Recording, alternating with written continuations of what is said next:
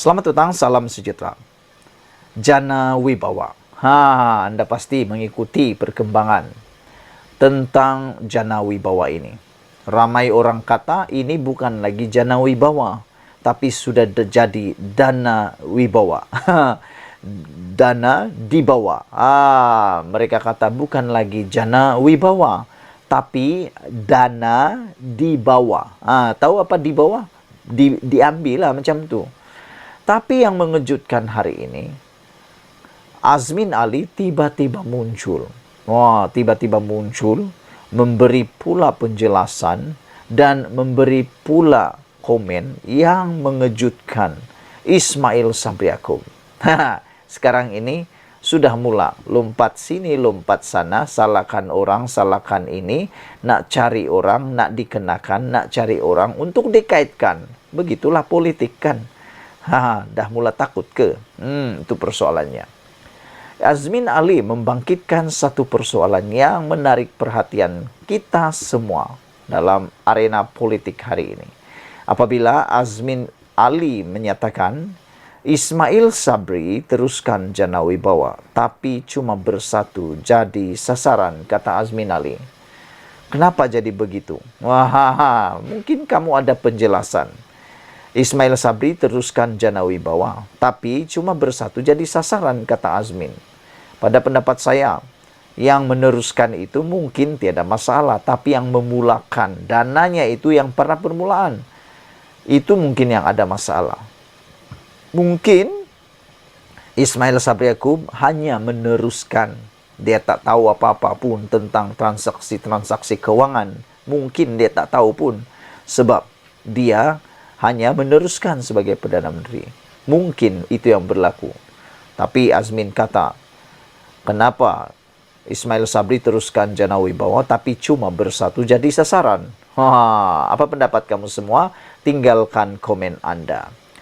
Meskipun di depan tindakan saman, Perikatan Nasional tetap dengan pendirian bahwa dakwaan rasuah yang menyelubungi program Jana Wibawa adalah konspirasi kerajaan terhadap gabungan itu.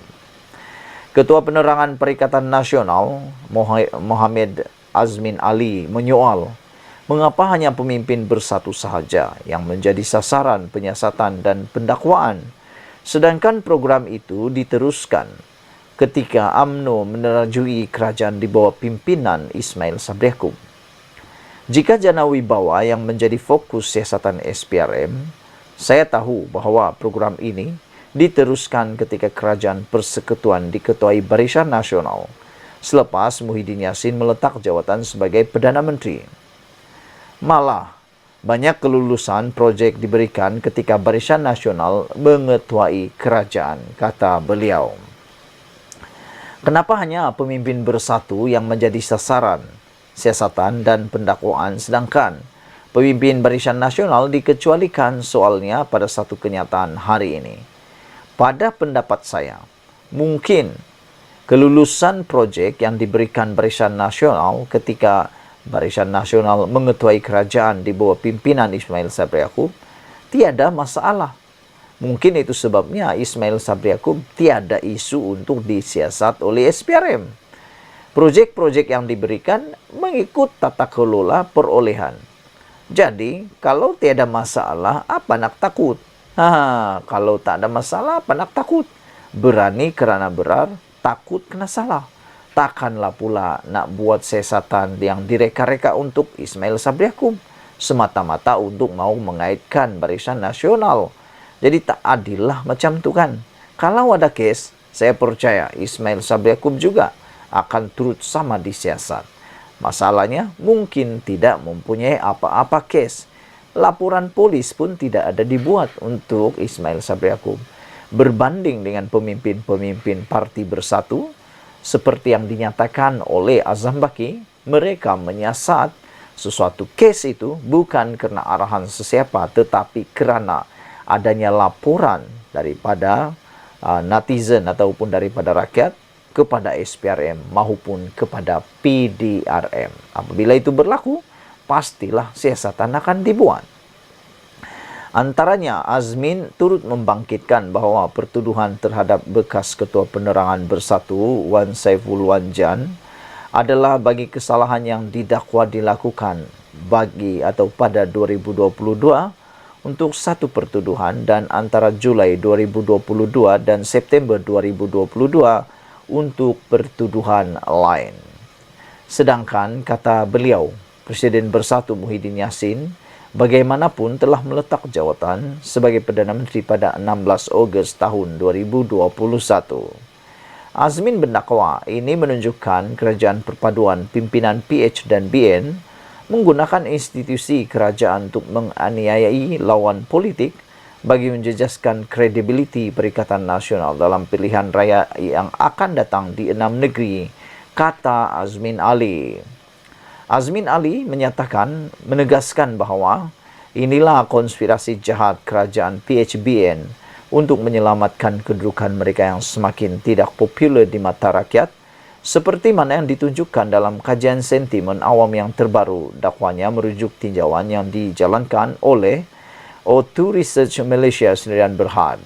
Pada pendapat saya, mungkin boleh juga dikata bukan PHBN yang sedang kehilangan popular, tetapi Perikatan Nasional lah yang semakin hari semakin hilang popular.